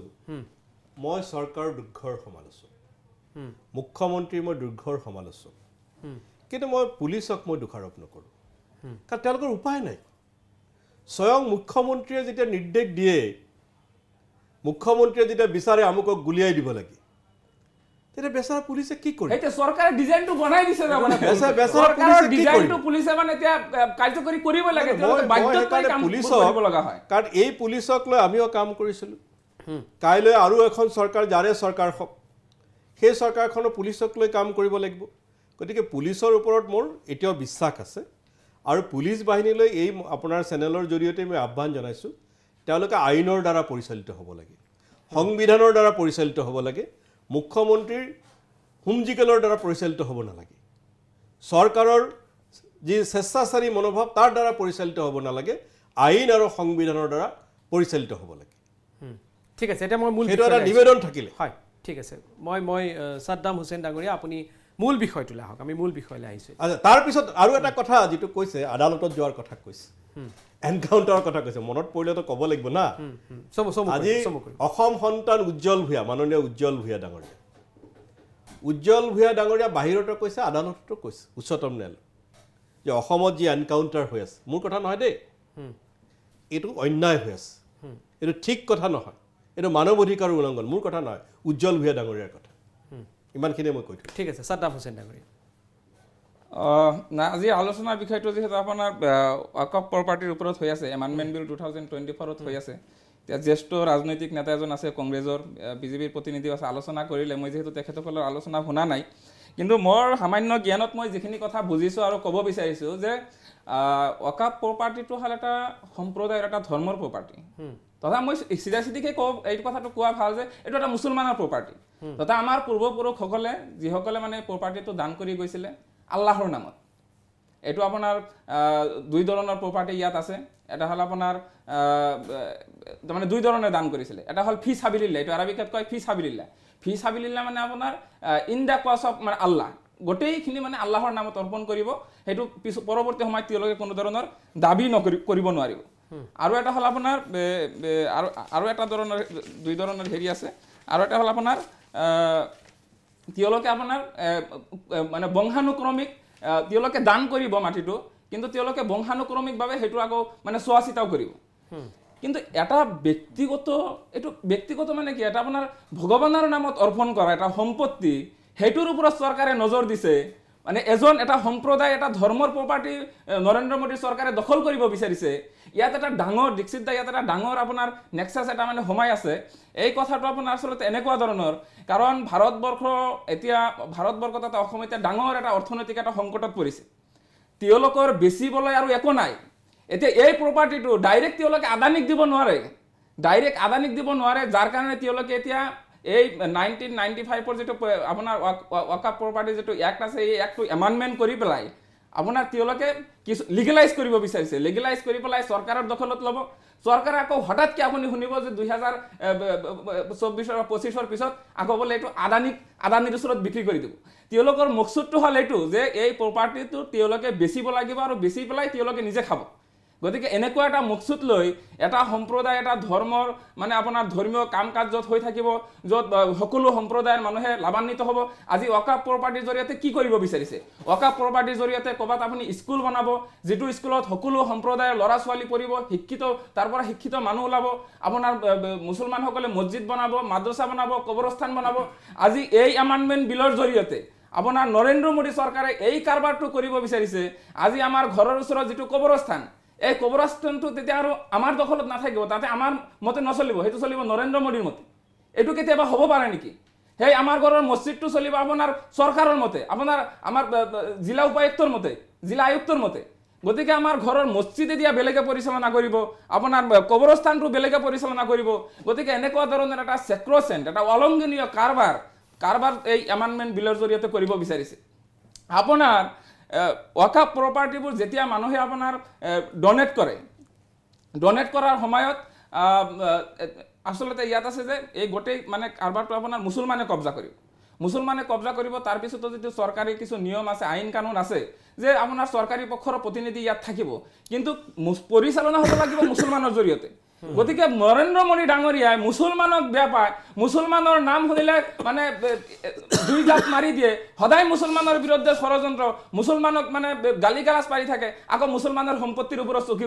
চকু পৰিছে গতিকে নৰেন্দ্ৰ মোদী ডাঙৰীয়া তথা বিজেপি দল আৰু চৰকাৰৰ যেটো আপোনাৰ মানে তেওঁলোকৰ সামগ্ৰী দেখোন আকৌ ভোট দি দিলে মুছলমানে বিজেপি ভোট দিয়াটো কি আৰু ভোট দিয়াৰ অধিকাৰ আছে ভোট দিছে ভোট বিচাৰিছে ভোট দিছে আৰু তেওঁলোকৰতে হেইটোৱে তেওঁলোকে যেতিয়া বিপদত পৰিব তেতিয়া ভোট লাগা হৈছে তেতিয়া মুছলমান ভাল আৰু ভোটটো পাৰ হৈ যোৱাৰ পিছত আকৌ মুছলমানক গালি মুছলমানসকলে বুজিলে হ'ল যে এটোটো খেল খেলি আছে ভোট দিলে হ'ল এটা শুনক মুছলমানে এতিয়া কেৱল যে কংগ্ৰেছক ভোট দি থাকিব লাগিব হেতু কথা নহয় সামগ্ৰীত আপোনাৰ ৰকিবুল হুছেইনক সংখ্যালঘু মানুহে বিভিন্ন কাৰণত বেয়া পাইছে ৰকিবুল হুছেইন কংগ্ৰেছ কৰে বুলি আৰু মুছলমান বুলি তেখেতে এজন ভাল সাহস নেকি সাহস হিচাপে মই এটা ৰাজনৈতিক দলৰ এজন প্ৰতিনিধিয়ে মই কথাটো ক'ব লাগিব যে সাহস হিচাপে মই কংগ্ৰেছ দলৰ কথা কোৱা নাই দে মই কৈছো যে সাহস হিচাপে তথা নেতা হিচাপে মুছলমানৰ নেতা হিচাপে ৰকিবুল হুছেইন মানে খুবেই মানে মুছলমানৰ লগত অন্যায় কৰিছে আৰু তাৰ প্ৰত্যুত্তৰ সামগ্ৰী ৰাইজে ৰকিবুল হুছেইন ডাঙৰীয়াক দিছে ঠিক আছে খাউন হয় ৰাইজৰ দলৰ প্ৰতিনিধিগৰাকীয়ে যি আদানীৰ কথা প্ৰসংগ টানি আনিলে এইটো অতি তৰল কথা আৰু হাস্যকৰ আপুনি কওঁতে মই মনে মনে শুনি আছো আমি ভাৰতীয় জনতা পাৰ্টিৰ কাৰ্যকৰ্তাটো সেইখিনি শিষ্টাচাৰ আছে আৰু তেওঁলোকে এইখিনি তৰল কথাবিলাক কৈ ৰাইজৰ মাজত বিভ্ৰান্তি সৃষ্টি কৰে কিন্তু ভাৰতীয় জনতা পাৰ্টি মোদী ডাঙৰীয়াৰ নেতৃত্বাধীন চৰকাৰ ডক্টৰ হিমন্ত বিশ্ব শৰ্মা ডাঙৰীয়াৰ নেতৃত্বাধীন চৰকাৰত সকলো স্তৰৰ ৰাইজে বাৰে কৈছো সকলো স্তৰৰ ৰাইজে এই ক্ষেত্ৰত মুছলমান সম্প্ৰদায়ৰ মুছলমান ধৰ্মাৱলম্বী ৰাইজেও এই উন্নয়নৰ জোৱাৰত তেওঁলোক আজি সামিল হৈ গৈছে আজি ৰাইজৰ দলৰ প্ৰতিনিধিগৰাকীয়ে যদি কোনোবা সংখ্যালঘু বসতি অঞ্চলত গৈ যদি চাইগে যেনেদৰে সংখ্যা গুৰু অঞ্চলত তেওঁলোকে চৰকাৰী আঁচনিবিলাকৰ হিতাধিকাৰী হৈছে ঠিক তেনেদৰে তাতকে বেছি হলেও কম নহয় মুছলমান অধ্যুষিত অঞ্চলবিলাকতো তেনেদৰে সকলো ধৰণৰ চৰকাৰী লাভালাভ পাইছে আৰু সেই কথাখিনিতে বিৰোধী দলৰ নেতাসকল ত্ৰাসিত হৈ ভয়ত শংকিত হৈ পেলাই মিয়াৰ ভোট লাগে নেকি এতিয়া শুনক মিয়াৰ ভোট লাগে নেকি এইটো কওক মই আপোনাক এটা কথা কওঁ না আপোনাক কওক ভাৰতীয় জনতা পাৰ্টি মিয়াৰ ভোট লাগে নেকি আপোনাক ভাৰতীয় জনতা পাৰ্টি মুখ্যমন্ত্ৰী হিমন্ত বিশ্ব ভাৰতীয় জনতা পাৰ্টি আপোনালোকৰ মন্ত্ৰীবিলাকে কৈছে মিয়াৰ ভোট নালাগে ভাৰতীয় জনতা পাৰ্টি কেতিয়াও বিভিন্ন ধৰণৰ কৰি আছে মিয়াৰ ভোট এতিয়া লাগে নেকি আপোনালোকৰ মিয়াৰ ভোট লগা হৈছে নেকি এইটো জবাব দিয়ক মিয়াৰ ভোট লগা হৈছে নেকি আপোনালোকৰ এতিয়া আপোনালোকে যেতিয়া মিয়াৰ প্ৰশংসা কৰি আছে সংখ্যালঘু মানুহৰ যিমান প্ৰশংসা কৰি আছে এতিয়া ভোট লগা হৈছে নেকি আপোনালোকৰ 26 চনত মিয়াৰ ভোট লাগিব নেকি আপোনালোকৰ মিয়াৰ ভোট লাগে যদি আপোনালোকে খোলা খুলিকে কৈ দিয়ক মুছলমানে মিয়াৰ ভোট লাগে আপোনালোকে ওয়াকফ প্ৰপাৰ্টি কিয় দখল কৰি আছে মুছলমানৰ প্ৰপাৰ্টি কিয় দখল কৰি আছে আপোনালোকে ভালে মুছলমানৰ উন্নয়নৰ কথা ক'ব আপোনালোকে মুছলমানৰ প্ৰপাৰ্টি কিয় দখল কৰি আছে মুছলমানৰ প্ৰপাৰ্টি কিয় দখল কৰি আছে যিবিলাক মুছলমানৰ প্ৰপাৰ্টি দখল কিয় কৰি আছে কথাটোৰ জবাব দিয়ক মুছলমানসকলে যিটো প্ৰপাৰ্টিৰ ওপৰত নিৰ্ভৰ কৰি তেওঁলোকৰ সমষ্টিৰ উন্নয়ন বিচাৰে তেওঁলোকৰ মসজিদ মাদ্ৰাসা তেওঁলোকৰ বিভিন্ন ধৰণৰ শিক্ষা অনুষ্ঠান সামাজিক কাম কাজ কৰিব বিচাৰে আৰু এই সম্পত্তি আপোনালোকে দখল কৰি আছে ইফালে আপোনালোকে সংখ্যালঘু মানুহৰ উন্নয়নৰ কথা কৈ আছে ইফালে এটা ব্যক্তিগত খণ্ডৰ মুছলমানৰ সম্পত্তি দখল কৰি আছে আপোনালোকে তেওঁলোকে মুছলমানৰ উন্নয়নৰ কথা কয় এই মুখেৰে হবা নাপায় এতিয়া আপোনালোকে মুছলমানৰ ভোট লাগা হৈছে নেকি এই কথাটো স্পষ্ট কৰক ভাৰতীয় মানুহৰ সকলো ভাৰতীয় মানুহৰ ভাৰতীয় জনতা পাৰ্টিক ভোট লাগে সকলো ভাৰতীয় মানুহৰ সন্মুখত মিয়াৰ ভোট নালাগে বুলি কিয় কৈছিলে মিয়া ভাৰতীয় হয় নহয় মিয়াৰ ভোট নালাগে কোনবা মিয়া যদি ভাৰতীয় হয় সেইকাৰণে মই যদি ক'ব ভাৰতৰ কাৰণে মিয়াৰ ভোট নালাগে বুলি কিয় কৈছিলে মিয়াৰ ভোট নালাগে বুলি কিয় কৈছিলে কোনোবা মানুহে মিয়াৰ ভোট নালাগে বুলি কিয় কৈছিলে মিয়াৰ ভোট আগৰ পৰা ভাৰতীয় এতিয়া ভাৰতীয় জনতা পাৰ্টি মিয়া ভাৰতীয় হয় নহয় এইটো গুৰুত্বৰ বিষয় নহয় কিন্তু আপোনালোকে কৈছিলে যে মিয়াৰ ভোট নালাগে এতিয়া আকৌ মিয়াৰ প্ৰতি দৰদটো বাঢ়ি গৈছে কিয় মিয়াৰ প্ৰতি এতিয়া হঠাতে দৰদটো কিয় বাঢ়ি গ'ল আপুনি বুজি ঠিক আছে মিয়াৰ প্ৰতি দৰদটো কিয় বাঢ়ি গ'ল পাৰে বন্দে মাতৰম বুলি যোনে ক'ব পাৰে তেনেকুৱা মানুহৰ আমাক ভোট লাগে মিয়া মানুহ বন্দে মাতৰম মিয়া মানুহ ভাৰতীয় নাগৰিক হয় কিন্তু মিয়াৰ ভোট নালাগে বুলি কিয় কিয় কৈছিলে কথাটো জবাব দিয়ক মানে মোৰ এটা প্ৰশ্ন আছে সাদ্দাম হুছেইন নগৰে মুলে এটা প্ৰশ্ন আছে মোৰ এটা প্ৰশ্ন আছে অখিল গগৈৰ সংস্কৃতি বিলাক যত বিয়াবলৈ চেষ্টা কৰিছে আপোনালোকৰ এইবোৰ ফটোৱা কথা কৈ লাভ নাই এই শব্দৰ অকমান মাধ্যমা আচলতে এনেকুৱা অশালীন শব্দ প্ৰয়োগ কৰা তেওঁলোকৰ এইবিলাক কালচাৰে হয় এইবিলাক আপোনালোকে ব্যৱহাৰ নকৰিব আপোনালোকে ব্যৱহাৰ নকৰিব খ্ৰীষ্টাচাৰ বন্ধুতাবিলাক বিজেপিৰ পৰা হিষ্টাচাৰ শিকিবলৈ আপোনালোকৰ পৰা তো ৰাইজে একদম আশাই নকৰে আপোনালোকে সমাজখনক সাদ্দাম হুছেইন নগৰে এক মিনিট এই শ্ব'টো মই খুব গম্ভীৰ্যতাপূৰ্ণভাৱে কৰোঁ সেই গতিকে শব্দৰ শালীনতা ৰাখিব যোনে সেই শব্দবোৰ ভাল পায় টিআৰপিৰ কাৰণে যোনে শব্দবোৰ কয় তাত আপুনি কৈ থাকিব মোৰ আপত্তি নাই কিন্তু মোৰ শ্ব'ত শব্দৰ শালীনতা কথা ৰাখি আপুনি ক'ব আব্দুল খালেক ডাঙৰীয়া প্ৰথম কথা চামগুৰিত কংগ্ৰেছ দল বা তানজিল হুছেইন হাৰিছে সঁচা কথা কিন্তু কিয় হাৰিল তাত চৰকাৰৰ সকলো মেচিনাৰী ব্যৱহাৰ কৰা হৈছে গণতন্ত্ৰৰ ন্যূনতম ৰীতি নীতি তাত ফ'ল' কৰা হোৱা নাই আৰু কোনোবা এটা নিৰ্বাচন হৰাৰ লগে লগে কোনোবা এজন ব্যক্তি বেয়া হৈ নাযায় ৰাইজৰ দলৰ মুখপাত্ৰগৰাকী যুৱক উৎসাহত বহুত কথা কৈ দিছে কিন্তু একেজন ৰকিবুল হুছেইনৰ কাৰণে অখিল গগৈ ডাঙৰীয়া কিন্তু তেখেতসকলৰ সভাপতি যিটো সমষ্টিৰ পৰা ৰকিবুল হুছেইন 10 লাখ ভোটত জিকি আহিছে তাত অখিল গগৈ ডাঙৰীয়াও কিন্তু প্ৰচাৰ কৰিছে গতিকে ৰকিবুল হুছেইন যদি সাদ্দাম হুছেইনৰ মতে ইমান বেয়াই হয় তেখেতৰ নেতা অখিল গগৈ প্ৰচাৰ কৰিব নালাগিছিলে মই বেয়া বুলি নাভাবোঁ ৰকিবুল হুছেইনক কিন্তু সাদ্দাম হুছেইনে কৈছে কাৰণে মই সেই কথাটো কৈছোঁ নম্বৰ 1 2 মিয়া এটা আপেক্ষিক শব্দ অসম আন্দোলনৰ পিছৰ পৰাই শব্দটো ব্যৱহৃত হয় কিছুমান সেই জনগোষ্ঠী যিসকলক মিয়া বুলি কোৱা হয় সেই জনগোষ্ঠীৰ কিছুমানে নিজক মিয়া বুলি ভাবে কিছুমানে নিজক মিয়া বুলি নাভাবে আৰু সকলো যিসকলে ভাবে বা নাভাবে কিন্তু যিসকলক টাৰ্গেট কৰা হয় মই যিমান দূৰ জানো কাৰণ মই যোৱা 25 বছৰ সংসদীয় ৰাজনীতিত আছোঁ তাৰ আগতে 6-7 বছৰ সাংবাদিকতা কৰিছোঁ ছাত্ৰ ৰাজনীতিটো আছিলোঁ এই টাৰ্গেটেড মিয়া জনগোষ্ঠীৰ সকলো মানুহে নিজক ভাৰতীয় বুলি ভাবে বিজেপি দলেহে মাজে মাজে ভাৰতীয় বুলি নাভাবে বিজেপি দলেহে বিশেষকৈ তেওঁলোকৰ মুখ্যমন্ত্ৰী মই বিজেপি দলৰ সকলোকে নকওঁ বিজেপিৰ হলে সৰ্বানন্দ সোণোৱাল ডাঙৰীয়াই কেতিয়াও এই টাৰ্গেটেড জনগোষ্ঠীক তুচ্ছ তাচ্ছিল্য কৰা নাই বিজেপিৰ হলেও মই তেখেতক চেলুট কৰিব লাগিব কাৰণ সঁচা কথাটো ক'ব লাগিব নহয় যিদৰে বাজপেয়ী ডাঙৰীয়াই পৰাপক্ষত সমাজত ঘৃণা বিয়পোৱা নাই সৰ্বানন্দ সোণোৱালক সেই কামটো কৰা নাই এটা সঁচা কথাটো মই ক'ব লাগিব কিন্তু বৰ্তমানৰ মুখ্যমন্ত্ৰী সেই কামটো কৰে কিন্তু আমাৰ মুখ্যমন্ত্ৰী লীলাও অপাৰ তেখেতে কেতিয়াবা ক'ব মিয়াৰ ভোট নালাগে কেতিয়াবা আকৌ মিয়াৰ পৰা একদম গামোচা দিয়াৰ আগতে গামোচাখন লৈ ল'ব কেতিয়াবা নাচি বাগিও দিব ভোটৰ কাৰণে হি কেন ডু টু এনি এক্সটেণ্ট গতিকে মই যেহেতু আলোচনাটো আছে মোৰ অবজাৰভেশ্যনখিনি মই মাজতে কৈ ঠিক আছে মই এতিয়া অন্তিম মন্তব্য ল'বলৈ হয় মই সাদ্দাম হুছেইন ডাঙৰীয়া আপোনাৰ পৰা মানে 1 মিনিটত অন্তিম মন্তব্য ল'ম অনুষ্ঠান চবৰে ডাঙৰীয়া তেখেতে এজন জ্যেষ্ঠ ৰাজনীতিক গতিকে তেখেতসকলৰ কথাখিনি বুজি পায় যে ৰকিবুল হুছেইনে কি কৰি আছে কি কৰা নাই তেতিয়া তেখেতে দলৰ জ্যেষ্ঠ নেতা আৰু দলীয় স্বাৰ্থত কথাখিনি ক'বই হয় অখিল গগৈ ডাঙৰীয়া ৰকিবুল হুছেইনৰ কাৰণে ধুবুৰীৰ লোকসভা নিৰ্বাচনত প্ৰচাৰ চলাইছিলে আৰু সেইটো আছিল আপোনাৰ এটা কণ্ডিশ্যন যে আমি যিকোনো প্ৰকাৰে অসমৰ যদি বিজেপিক আমি হৰুৱাব বিচাৰোঁ তেতিয়াহ'লে আন এটা সাম্প্ৰদায়িক শক্তি আজমলক আমি হৰুৱাব লাগিব আৰু একমাত্ৰ আজমলক হৰুৱাৰ স্বাৰ্থতেই আপোনাৰ অখিল গগৈ ডাঙৰীয়া ৰাইজৰ দলৰ সভাপতি তেখেতে ধুবুৰীত গৈ বাহৰ পাতিছিলে সভা সমিতি কৰিছিলে আৰু খালেক ডাঙৰীয়া কিন্তু এই কথাটো আপুনি স্বীকাৰ কৰিব লাগিব যে ৰকিবুল হুছেইন ডাঙৰীয়া ধুবুৰীত জিকাৰ মেইন কাৰণটো হ'ল আপোনাৰ অখিল গগৈ ডাঙৰীয়াৰ সভা সমিতি কৰা তেখেতৰ সভাত যিটো গণজোৱাৰ উঠাইছিলে যিটো গণঅভ্যুত্থানৰ সৃষ্টি হৈছিলে তাৰ কাৰণে কিন্তু আজি ৰকিবুল হুছেইন ডাঙৰীয়া সাংসদ হৈ আপোনাৰ দিল্লীলৈ যাব পাৰিছে যিয়েই নহওক এইটো বেলেগ কথা এতিয়া মই ৱাকাফ প্ৰপাৰ্টিৰ ওপৰত এই কথাটো ক'ব বিচাৰিছোঁ যে এই ৱাকাফ প্ৰপাৰ্টিটো আপোনাৰ এই যে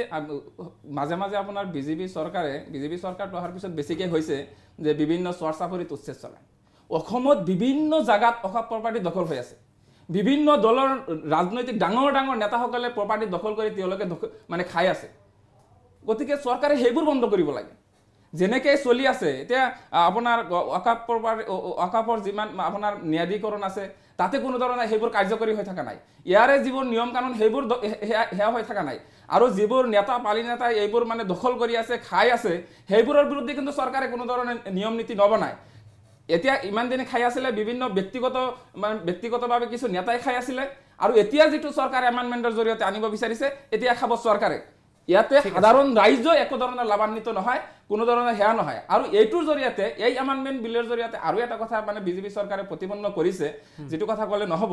আপোনাৰ বিজেপি দল আৰু চৰকাৰ একদম গণতন্ত্ৰত বিশ্বাস নকৰে আৰু বিশ্বাসী নহয় তেওঁলোকে ক্ষমতাৰ বিকেন্দ্ৰীকৰণ সেইটো ভাল নাপায় সেইটো বুজি নাপায় সেইটো কৰিব নিবিচাৰে যেটো আপোনাৰ আমাৰ সংবিধানত ক্ষমতাৰ বিকেন্দ্ৰীকৰণৰ কথা আছে কিন্তু তেওঁলোকে সদায় ক্ষমতাৰ কেন্দ্ৰীকৰণ কৰিব বিচাৰে এই এমেণ্ডমেণ্টৰ জৰিয়তে আপোনাৰ গোটেই প্ৰপাৰ্টিটো এটা কেন্দ্ৰীকৰণ কৰিব বিচাৰিছে য'ত সাধাৰণ মানুহৰ হাত নাথাকিব য'ত মানে যিমান এটা মুছলমান সম্প্ৰদায়ৰ প্ৰতিনিধি থাকিব লাগে বা বিভিন্ন সেক্টৰৰ পৰা সম্প্ৰদায়ৰ প্ৰতিনিধি থাকিব লাগে সেই হিচাপে কিন্তু এই প্ৰতিনিধি ইয়াত অন্তৰ্ভুক্ত কৰা নহয় ঠিক আছে খালেক ডাঙৰীয়া অন্তিম মন্তব্য মই প্ৰথমে কৈছোঁ যদি ৱাকাফ শক্তিশালীকৰণৰ কাৰণে এই বিল আনিলহেঁতেন আমি স্বাগতম জনালোঁ কিন্তু সেইটো কৰা হোৱা নাই এই যে মই ৱাকাফ ট্ৰিবিউনেলৰ কথা কৈছোঁ তেখেতে কৈছে যে অমুছলমানৰ যদি সম্পত্তি মিছাই ৱাকাফ বুলি দখল কৰে মই তেখেতক মনত পেলাই দিছোঁ তেখেতে খবৰ ল'ব যেতিয়ালৈকে ৱাকাফ ট্ৰিবিউনেল আছে কাৰণ 2007 পৰা 2014লৈকে মই জানো সেই সময়ত মোটামুটি গুৱাহাটীৰ লেবাৰ কোৰ্টৰ যিজন বিচাৰপতি তেওঁই ৱাকাফ ট্ৰিবিউনেল হয় আৰু অমুছলমান হয় হঠাৎহে কেতিয়াবা মুছলমান বিচাৰপতি থাকে গতিকে তাত জাষ্টিছ নোপোৱাৰ কোনো কাৰণ নাই আৰু সেইকাৰণে আমি ট্ৰিবিউনেল ব্যৱস্থাটো আমি বাহাল থকাটো বিচাৰোঁ কিন্তু ডিষ্ট্ৰিক্ট কমিশ্যনাৰক দিলে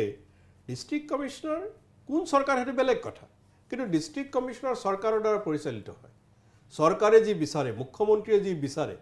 তাৰ দ্বাৰা পৰিচালিত হয় কিন্তু জুডিচিয়াৰী বহু সময়ত জুডিচিয়াৰীৰো বহু লোকে ফাণ্ডত ভৰি দিয়ে সেইটো বেলেগ কথা কাৰণ তেওঁলোকক কেতিয়াবা ৰাজ্যসভাৰ সদস্য পদ লাগে কেতিয়াবা গভৰ্ণৰ লাগে কেতিয়াবা হিউমেন ৰাইটছ কমিশ্যনৰ চেয়াৰমেন লাগে কেতিয়াবা পুলিচ একাউণ্টেবিলিটি কমিশ্যনৰ চেয়াৰমেন লাগে ইত্যাদি কাৰণত কেতিয়াবা প্ৰলোভনৰ ফাণ্ডত ভৰি দিয়ে সেইটো বেলেগ কথা কিন্তু তথাপিও ৰাইজৰ জুডিচিয়াৰীৰ ওপৰত আস্থা আছে সেইকাৰণে ট্ৰিবিউনেল ব্যৱস্থাটো হ'ব লাগে আৰু হয় তেওঁলোকৰ চৰকাৰখন খুব বেছি 1.5 বছৰ 2 বছৰ থাকিব তাৰপিছত এখন অল্টাৰনেটিভ চৰকাৰ হ'ব আৰু সেই চৰকাৰে আমাৰ দৃঢ় বিশ্বাস যে সেই চৰকাৰে এই বিলখন যদি এতিয়া পাছ হৈ যায় নতুন চৰকাৰ যিখন আহিব বিজেপি মানে আপুনি কৈছে যে মোদী চৰকাৰে কাৰ্যকাল মানে মোদী 3.0 কাৰ্যকাল সম্পূৰ্ণ নকৰে মই নাভাবোঁ সম্পূৰ্ণ কৰিব পাৰিব কাৰণ ইয়াত কণ্ট্ৰাষ্ট আৰম্ভ হ'বই অকল যে কণ্ট্ৰাষ্টটো যে অকল এলআই পাৰ্টিৰ পৰা আৰম্ভ হ'ব সেইটো নহয় বিজেপি দলৰ ভিতৰতো কণ্ট্ৰাষ্ট আছে আৰু বিজেপি দলত থাকিলে মই নীতিন গাডকাৰী ডাঙৰীয়াক মই শ্ৰদ্ধা কৰোঁ নীতিন গাডকাৰী ডাঙৰীয়া বিজেপি দলৰ এনেকুৱা এজন নেতা যাক বিৰোধী পক্ষৰ এণ্টায়াৰ বিৰোধী পক্ষই সন্মান কৰে বিজেপি দলত থাকিলেও ৰাষ্ট্ৰহিতৰ কাৰণে নীতিন গাডকাৰী ডাঙৰীয়া কাম কৰে উন্নয়নৰ কাৰণে কাম কৰে তেখেতে কৈছে বিজেপিৰ আমি চব কথা বেয়া নাপাওঁ মই মুকলি কণ্ঠে মই নীতিন গাডকাৰী প্ৰশংসা কৰি আছোঁ গতিকে তেনেকুৱা নেতা যদি ওলাই আমি কিয় প্ৰশংসা নকৰিম ঠিক আছে আৰু তেনেকুৱা নেতাৰ পৰাই কিন্তু কণ্ট্ৰাষ্ট মই এইটো কোৱা নাই যে নীতিন গাডকাৰী ৰিভল্ভ কৰিব এইটো কোৱা নাই মই বুজি আজি সুবৰ্ণিয়াম স্বামী আমাক বিৰোধিতা কৰে বেলেগ কথা কিন্তু মোদী ডাঙৰীয়াৰ দিন ৰাতি শ্ৰাদ্ধ কৰি আছে সুবৰ্ণিয়াম স্বামীয়ে হিন্দুত্ববাদী আজি প্ৰবীণ ভাই টাগাৰীয়াকতো মোদী ডাঙৰীয়াই মাৰিবই খুজিছিলে সঞ্জয় যোশী ডাঙৰীয়াক মাৰিবই খুজিছিলে একৰকম আপোনাৰ এইদৰে অনেক তেওঁলোকৰ ভিতৰত কণ্ট্ৰাষ্ট আছে সেই কণ্ট্ৰাষ্টবিলাক যেতিয়া আহিব লাহে লাহে আউটত আহিব আৰু ঠিক আছে তেওঁলোকৰ ভিতৰ ইণ্টাৰনেল হেৰিৰ কাৰণে এই চৰকাৰখনৰ পতন হ'ব আৰু তেতিয়া এই বিলখন নাইকিয়া বিশ্বজিৎ খান মাননীয় খালেক ডাঙৰীয়াৰ এই 1 ঘণ্টা জোৰাৰ গোটেই কথাখিনিত তেখেতে মুৰলী মনোহৰ যোশী ডাঙৰীয়া অটল বিহাৰী বাজপেয়ী ডাঙৰীয়া সৰ্বানন্দ সোণোৱাল ডাঙৰীয়া নীতিন গাডকাৰী ডাঙৰীয়াক বহুত প্ৰশংসা কৰিছে তেওঁ এই কথাখিনি খুব ভাল লাগিছে সন্মানীয় খালেক ডাঙৰীয়াক জনাইছোঁ আমি তেখেতলোকৰ আদৰ্শৰে পৰিচালিত ভাৰতীয় জনতা পাৰ্টীৰ দলৰ এজন আমি কাৰ্যকৰ্তা আৰু ভাৰতীয় জনতা পাৰ্টীয়ে ভাৰতক পৰম বৈভৱশালী স্থানলৈ লৈ যাবৰ কাৰণে বিভিন্ন ধৰণে কাম আগবঢ়াই দিছে যেনেদৰে 370 বাতিল কৰিলে এতিয়া ৱাকফ বৰ্ডৰ সংশোধনৰ জৰিয়তে কেনেদৰে মুছলমান ৰাজ্যক আৰু বিকশিত কৰিব পাৰে তাৰ কাৰণে নৰেন্দ্ৰ মোদী ডাঙৰীয়াই কাম কৰিছে কিছুদিনৰ আগত আজিৰ পৰা 5 বছৰ আগত আমাৰ অসমত এটা প্ৰচাৰ চলিল যে নাগৰিকত্ব সংশোধনী বিধেয়কৰ জৰিয়তে 1,90,00,000 মানুহ অখিল গগৈয়ে প্ৰচাৰ কৰিছিলে 1,90,00,000 মানুহ হিন্দু মানুহ অসমত আহি থাকিব ঘৰ বাৰী দিব লাগিব ইয়াৰ পিছত নাগৰিকত্ব সংশোধনী বিধেয়ক আইনত পৰিণত হ'ল কিন্তু মাত্ৰ 2জন মানুহে এই নাগৰিকত্ব পাইছে বুলি আমি সিদিনা খবৰ পাইছো কি কোৱা আছিল এটো জানে নাই আপুনি শুনক মই আপুনি গতিকে এনেকুৱা ধৰণৰ নেৰেটিভ বিলাক সৃষ্টি কৰি পেলাই বিৰোধী পক্ষই সমাজক আমাৰ ৰাইজক উদ্ভ্ৰান্ত কৰিব বিচাৰে তেওঁলোকৰ হেতু নেৰেটিভ সৃষ্টি কৰে কিন্তু সময়ত গৈ পেলাই হেতু যে মিছা হেতু প্ৰমাণ হৈ আহিছে আৰু এটা কথা কওঁ ৰাইজৰ দলৰ প্ৰতিনিধিগৰাকীয়ে কৈছিলে যে মেয়াৰ ভোট লাগে নে নালাগে সত্তৰ মাটি বেদখল কৰা মেয়াৰ ভোট আমাক নালাগে ট্ৰাইবেল বেল্ট এণ্ড ব্লকৰ মাটি দখল কৰা মেয়াৰ ভোট নালাগে যি মিয়া হওক বিহাৰী হওক অসমীয়া হওক নেপালী হওক কোনোবাই যোনেই নহওক তেওঁলোকে যদি হৃদয়তাৰে ভাৰতক মাতৃভূমি পুণ্যভূমি বুলি গণ্য কৰে তেওঁ যদি ভাৰতৰ কাৰণে মৰিম তৰিম বুলি ভাবিব পাৰে তেনেকুৱা মানুহৰ ভোট ভাৰতীয় জনতা পাৰ্টিক লাগে তেখেতলোকৰ কাৰণে ভাৰতীয় জনতা পাৰ্টি মৰিব তৰিব পাৰে ঠিক আছে হয় বিজেপি বৰ্তমান বাজপেয়ী আদৰ্শৰে চলা নাই মুৰলী মনোহৰ যোশীৰ কথা কৈছে মুৰলী মনোহৰ যোশীক মোদী ডাঙৰীয়া আহিয়ে সন্যাস দি দিছে মাৰ্গদৰ্শক মণ্ডলীত লৈ গৈ আৰৱনী ডাঙৰীয়াক সন্যাস দিছে তেওঁলোকৰ সৰ্বানন্দ সোণোৱালৰ মানুহে মেণ্ডেট দিছিল সৰ্বানন্দ সোণোৱালক চলে বলে কৌশলে হিমন্ত বিশ্ব শৰ্মা সৰ্বানন্দ সোণোৱাল কৰিছে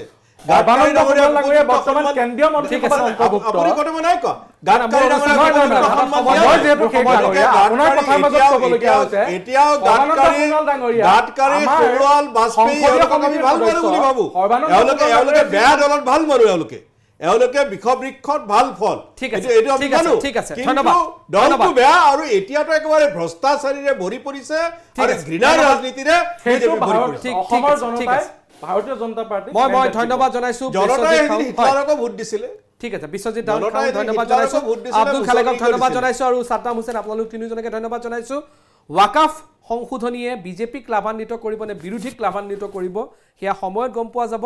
আজি যুক্তিযুদ্ধ অনুষ্ঠানৰ পৰা মই ডিকেট শৰ্মাই বিদায় লৈছো ধন্যবাদ নমস্কাৰ